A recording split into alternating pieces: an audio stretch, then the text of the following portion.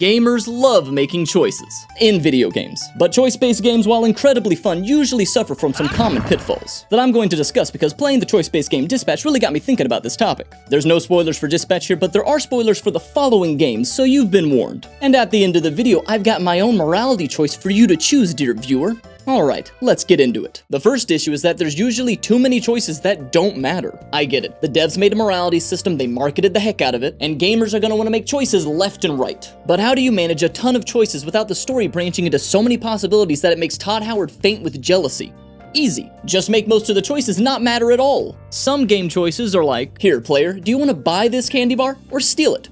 Don't worry, this will never come up again, so take your time. Now trust me, I do understand that making choices in video games can be a lot of fun. Do you want to be the president who cured cancer or the president who solved world hunger? But if a decision doesn't impact the story in a meaningful way, why even make me choose? And the worst part is you won't even know how hollow a choice is until the end credits roll. And you realize that the minimum wage cashier didn't even notice you pocketing a Crunch Bar earlier. Take Mass Effect, for example, a series that I love and one that has some genuinely great consequential choices. But for every major decision, there's a dozen throwaway ones just to hand out good boy and bad boy points. Like, do you even know who this guy is and what those choices are? You don't remember, and neither do I, because they didn't matter. In a morality-driven game, I'd much prefer quality over quantity. Every big decision that just ends up meaningless cheapens the entire system. Like with the ending of Mass Effect 2. At the end, you secure a huge space station full of advanced technology. Now you can either destroy the base, losing out on any potential technological advancements it may have provided, or you can spare the base and risk the technology being used for evil in the future. It sounds like a big decision that'll reshape the sequel, right?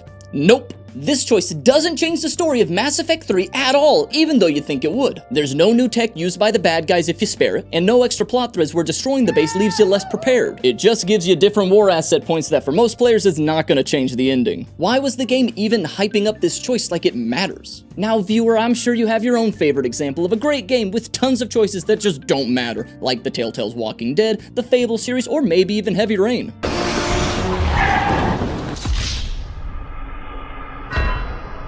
I have my favorite poor example coming up, but I'd be remiss not to mention the GOAT of choices mattering, Baldur's Gate 3. BG3 has so many choices that they were patching scripting issues over a year after its release, because there's just so much to consider. This game took me over 60 hours to finish, and choices I made in the first 5 affected me 40 hours later. You spare a hag in Act 1, boom, now she's doing evil work in Act 3. You help a big bad demon in a cave, shazam, now he's showing up to help you fight a lord of hell to get your soul back. You eat some raw seafood, bam, now you're an anime girl's worst nightmare. Nearly all of the choices that you make will either impact the story, gameplay options, combat scenarios, and so much more, which is how choice-based games with morality should be. It feels like I'm a ship captain directing the course of the game. While Baldur's Gate is the king of making choices matter, on the other side of the choices mattering spectrum is the incredibly fun Infamous for the PS3. In this game, you can either be a hero or an infamous villain based on your choices. Shocker, right? The problem, though, is that none of your choices really matter in the game. The story plays out nearly identically no matter what. The best example of this problem is the choice between either saving your girlfriend or 10 doctors from falling to their death. The main villain set this up as some deep emotional test of your values. Either you save the doctors who could help countless people, or you save the woman that you love that you've barely interacted with all game. Except, no matter what you choose, your girlfriend still dies. If you choose to save the doctors, she falls, obviously. But if you choose to save her, surprise! The villain was playing 5D chess and knew that you'd do that, so he grouped her with the doctors the whole time. My choice here didn't matter, it was just the illusion of free choice. Imagine if Infamous actually followed through. Let's say if you save the doctors, later on they open up a makeshift clinic named after your girlfriend, and then that clinic then heals police officers who help you out in a later mission. Or if you save your girlfriend, she continues her medical work herself, but resents you for choosing her over the doctors, and she finally fully breaks it off with Cole. Now that would be cause and effect. And none of this would even need to change the game's ending that I'm not going to spoil here, but this kind of change would show the world reacting to your choices like it should. Now don't get me wrong, this is still a great game, but its morality system only exists to divide up powers between good and evil Cole, and that point actually brings me to issue number 2. That we'll get to right after a word from today's sponsor, Project Orochi. Contrary to the uniform that I wear for videos, I actually enjoy wearing video game related clothing IRL, but most of the time they're either pretty basic or hard to look at. But not so with Project Orochi, as they feature amazing designs, both intricate and beautifully simplistic, made for enjoyers of Cyberpunk, Skyrim, Dark Souls, and more. Personally, my favorite is the Night City SWAT design, cause, I mean, look at this guy. And from their Fall and Winter collection, they've also got a Run Club and Trauma Team design inspired by Cyberpunk 2077, and a cozy lumber mill design inspired from Skyrim to keep you warm during those cold winter nights. There are so many cool designs from Project Orochi, and with code RAVECAVE, you can get 10% off your purchase. So click the link down in the description to pick yourself up something nice as well as helping the channel. And check out their Discord to get in touch with them with any questions, design ideas, and maybe even pick yourself up some new gaming buddies to boot. Thanks again to Project Orochi for sponsoring this video. Alright, let's get back into it with issue number 2. Unlocks and optimization. You remember those good and evil points that I've mentioned? While many games use them to gate off powers, dialogue, and cosmetics. Which sounds fine on paper, but once you start doing that, the game stops being about moral choices and starts being about min-maxing. And because of this min-maxing, I'm no longer asking, what would my character do? Instead, I'm asking, which of these choices gets me closer to the next unlock? Oh, and sometimes developers make this even more blatant by labeling the good and evil options outright. I'm going to take what's yours, and then I'm going to kill you. One such example is the Mass Effect series. When having a conversation, Paragon choices nearly always appear at the top of the dialogue wheel, while Renegade options are almost always at the bottom. Or sometimes they're just outright highlighted accordingly. There's no mystery, the game outright tells you what it considers to be Paragon or Renegade, so I don't even need to consider what I think a Paragon or Renegade choice is because of this simple labeling. Take the Rachni Queen decision in Mass Effect 1 for example. These creepy bug aliens nearly destroyed the galaxy long ago and were thought extinct. But before us is the last living Rachni Queen, using an Asari meat puppet to talk to us, pleading for her life and the lives of her children, promising not to repeat the mistakes of her species' past. So do you kill her and commit galactic genocide, or do you let her go and risk history repeating itself? It's a heavy decision that could impact everyone's lives. I better think on this. Oh wait, never mind, I don't have to think about anything, because the game puts the Paragon choice at the top and the Renegade choice at the bottom. So I guess I'm releasing her because every Paragon point matters in my good boy run, because I'm trying to make sure that I have enough of them so I don't have to put Rex down on Vermeer like the dog he is. It's sort of like putting down old Space Yella.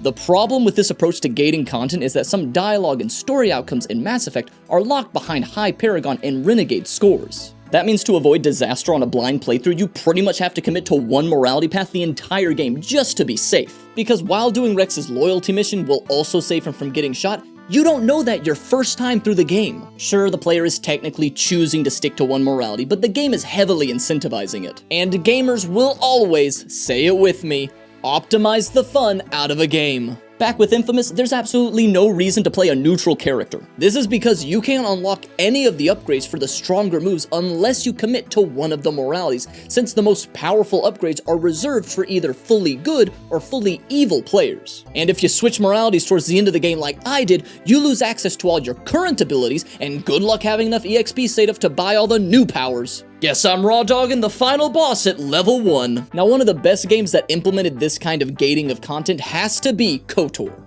In this classic RPG, dark side powers cost less if you're an evil character and more if you're a good character, and vice versa for light side powers. So a Sith Lord can cast Plague all day like he's Nurgle himself, but healing's gonna cost you more than the American healthcare system. It's a perfect balance. Your morality changes your efficiency, not your options. Well, now I'm kinda wondering what games the developers of KOTOR made later on. Oh, come on! Mass Effect, I love you, but this system was better in my opinion. In general, gating content purely behind alignment points makes first playthroughs more rigid and predictable, and players end up worrying more about missing powers and good and bad endings more than the morality of the decisions that they're making. The best solution to this? Skip morality meters entirely. Games that skip morality meters but instead track reputation or relationships often do this the best, and no game does this better than Fallout New Vegas. Each faction has its own reputation gauge that goes far beyond just good and evil. You can be idolized or vilified, but also a smiling troublemaker or even a soft-hearted devil depending on how you handle missions for each faction. That freedom means you can side with the group sometimes and defy them other times, without feeling punished by some all-knowing morality system.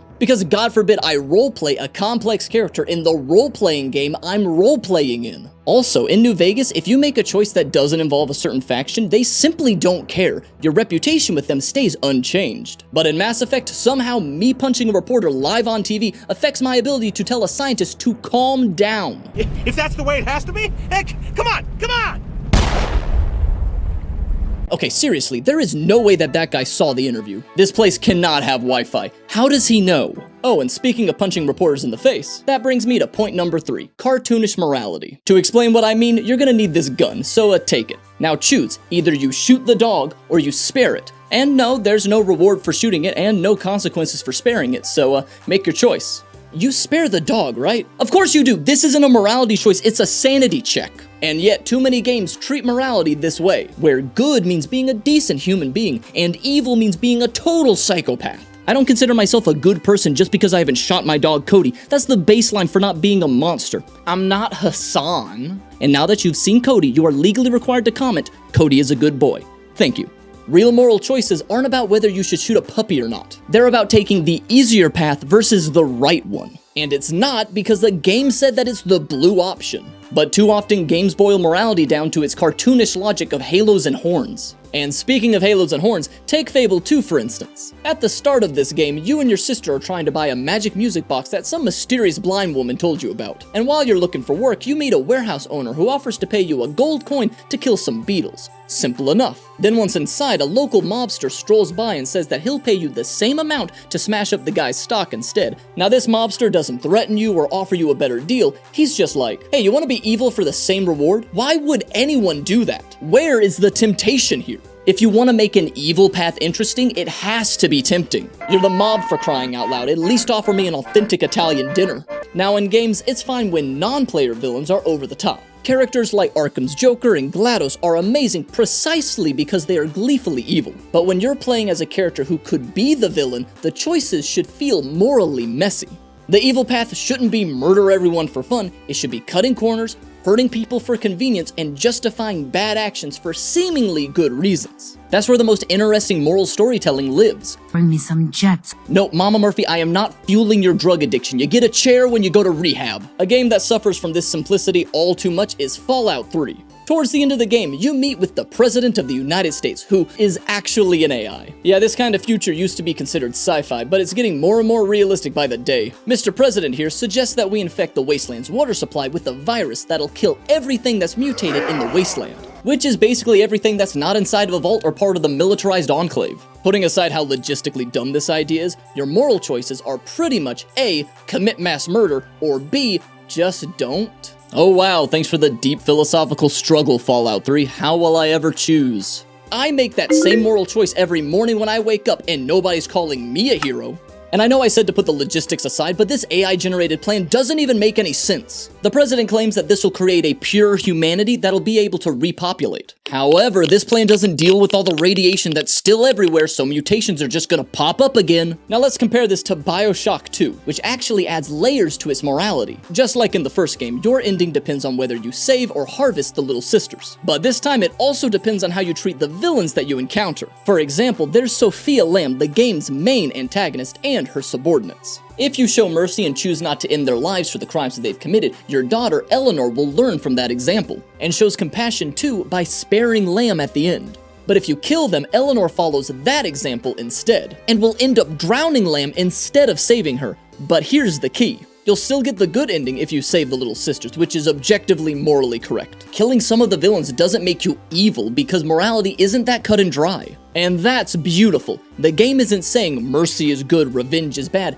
It's saying that your actions have a rippling effect. So what kind of person are you teaching your daughter to be? And for those who don't know, Sophia Lamb manipulated, experimented on, and killed countless people, including children, for her ideals. And while she doesn't have any more power at the end of the game, she hasn't changed, and we can't guarantee that she's not going to do equally heinous actions in the future. Oh, fucking do it again. There's no government body to hold her accountable for what went down under the sea, so you could argue that she should die now. That's an actual moral dilemma. It's ugly, debatable, and both answers make sense. Oh, and while we're still in Rapture, would you kindly like, subscribe, and hype the video? Good. Now, check this out. Hole in one! So while Bioshock gets nuance, Fallout 3 gives you choices like, do you want to detonate a nuke for no good reason? A choice that kills dozens of innocents, deletes future quests, and makes you trek miles just to press the button. Typically, evil is supposed to be tempting, but here it's just more annoying than the good option. Speaking of temptation, that brings me to my next point. Being a hero should be harder than being a villain. A wise man once said, Every man is guilty of all the good he did not do. Voltaire. To be honest, I have no idea who that is. I just saw this quote on an Infamous 1 loading screen, but he's right. Doing good is usually inconvenient, uncomfortable, or sometimes just downright difficult. Doing wrong, however, is easy. What'd you do that for? I didn't mean... If that's your idea of a joke, then you've lost your mind! The fact that doing good is often hard is why most people aren't guilty of committing some terrible evil, but of the good they just didn't bother to do. Like the time that I found someone's driver's license and credit card on the sidewalk. I thought about turning them in, but the police station was closed, the address was out of town, and shredding them was so much easier. Was it evil? No, but it wasn't the good I could have committed by just waiting until tomorrow to give it to the cops. So in games, being good should feel harder than being evil, and the easier path should be the darker one. A great example of this idea comes from Star Wars: The Old Republic. Early on, when playing as a Sith warrior, you need to explore some old tombs to find some ancient Sith Funko Pops or something like that. And when returning, another trainee admits that he failed this same test and tries to take your Funko Pops. Oh yeah, that makes sense. Attack the guy who literally just proved he's stronger than you by surviving the tombs. Genius. Now you can either kill him and move on, or you can give him your Funko Pops. And if you do hand them over, you don't just return to your master empty-handed and talk your way to the next quest. Oh no, no, no. You actually have to go back into the tombs and collect them all over again. It's annoying, time-consuming, and really makes you wonder if helping this guy's even worth the effort. So why don't you just choose the dark side option just this once? It's early in the game, what does it matter? Do it. I gotta be honest, I was considering striking down this Justin Bieber-looking Sith just to avoid the run back. But I didn't because I'm a good Dark Lord. That whole annoying run back just to help someone is an example of true morality, both in-game and in real life. Most people in life aren't heroes or villains, they're neutral. But every once in a while, a chance to do good shows up, and it's usually inconvenient. Like picking up trash that isn't yours, or returning a shopping cart that someone left abandoned in the middle of a parking lot. So when I play a moral choice game, I expect the good options to require more effort than the evil ones. But too often they don't. The heroic choice is just as simple, just as rewarding, and just as easy as being a jerk, which isn't how morality usually is. Multiple great games fall into this rut, like Knights of the Old Republic, Infamous, Mass Effect, and even Bioshock 1 with its little sisters. Now, putting aside how psychotic the choice between healing and harvesting a child is, thus reinforcing one of my previous points. Why is sparing her just as easy as harvesting her? The only hard part is actually getting the little girl away from her daddy so you can grab the little brat. Oh, okay, wait, that came out wrong.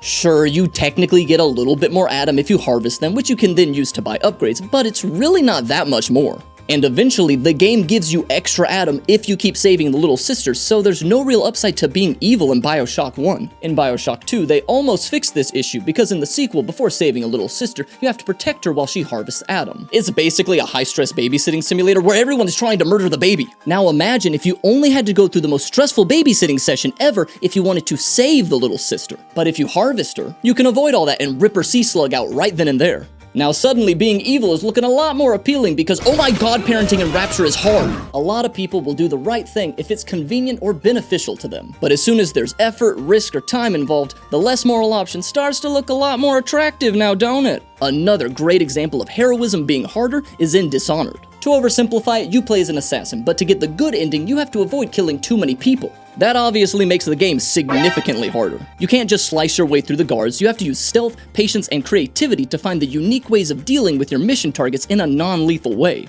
The chaotic route is easy, while the good route takes effort. And that's peak morality through gameplay alone. And that brings us to my final point. Choice-based games are best with no clear morality at all. I'm talking morality meters, good and bad endings, red and blue prompts, or anything that indicates what the game considers to be morally right or wrong.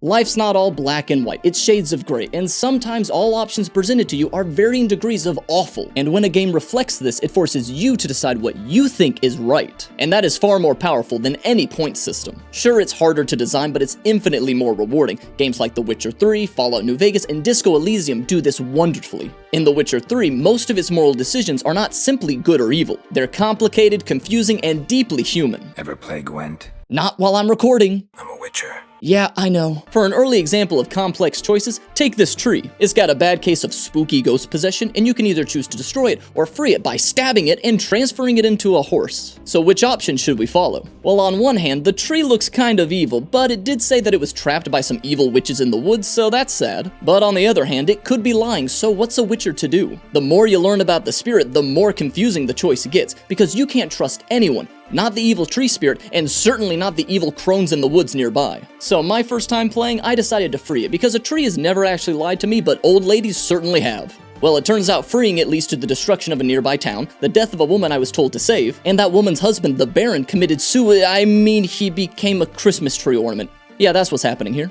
Well, that's not ideal, so I'll just reload and kill it. Well, now that leaves me with a bunch of dead orphans that were sacrificed by the crones. So is this outcome any better? To be honest, the Baron was a horrible monster of a man, and the people in the village worshipped the crones, so maybe it was best that they died instead of the orphans. Who can say? No option leads to a good outcome, just varying degrees of death, and at no point does the game tell you what it or the world considers to be the heroic choice, because that's not what the game is about. It's about what you think Geralt would do in these situations, not about right or wrong. Another great game with complex morality is Fallout New Vegas. Sure, it technically has morality gauges in a way, but not for good and evil, but for factions. Every group in the Mojave has its own reputation scale, so the game doesn't dictate what actions are right or wrong in general, rather what actions are right or wrong in the eyes of particular groups. A decision may be considered good in the eyes of the NCR, but the Legion may consider it evil, for example. And in the Mojave, no group is considered the good guys. It's like Warhammer 40k, everyone's bad in their own special way. The NCR is a slow, bloated, corrupt government body like the systems of the past. Mr. House, while massively intelligent, is an egomaniacal madman who doesn't really care about the Mojave and can't stand any sort of different thinking. And the Legion are violent slavers led by a man with subpar intelligence who misunderstood too many philosophy books that it made him scratch his head in confusion so much that it made him go bald.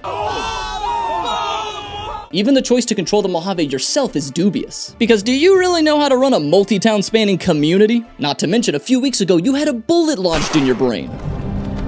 Hey, you're finally awake.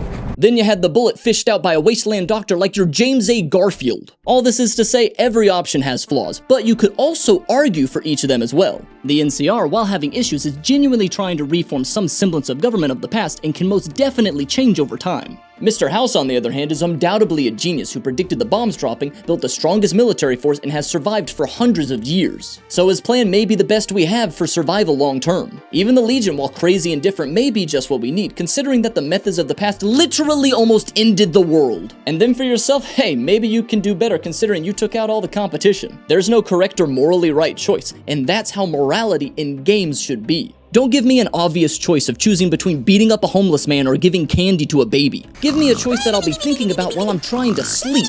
Now, hearing all this, you might be saying, but isn't making games with tons of deep choices really hard? Yes, they are. The games that try this and nail it are rare, but not all games need to be like these examples. Games can instead focus on quality over quantity. Just provide a dozen or so choices that truly matter and aren't so cut and dry good and evil. I'd rather that than 100 choices choosing between disarming a bomb or attacking a street performer. Even the great game examples that I've mentioned so far don't fully commit to the every choice being morally complex motif, and that's because I haven't mentioned the last example, which is Disco Elysium. I'm gonna keep this brief because I only just started playing this game for the video because oh my god, it is more dense than users on r/Peter explain the joke. Everything here has you make a choice, which are usually not simple because you've lost your memory, have no money, and are apparently a part of a murder investigation. All the while, the different parts of your psyche are arguing inside of your head, influencing the decisions you make. One minute you're debating economic policies with a corporate sailor, trying to decide how liberal or authoritarian your worldview is. And next you're having a conversation with the world's most racist man, who could probably write a college thesis on all the ethnicities that he hates. All the while, you really need to avoid pissing this guy off because he's built like a brick house of racism. And that's all just at the start of the game, right after you nearly die trying to get your necktie off of a ceiling fan. Just getting dressed in the morning isn't even a simple choice, because is a tie really worth risking your neck, metaphorically and literally? This game is a masterclass in choice-based storytelling, and I'm not gonna say anything else about it because you really should play it for yourself. So what I'm trying to say in this whole video is that morality in games, when it's the main focus of the gameplay at least, should be complex,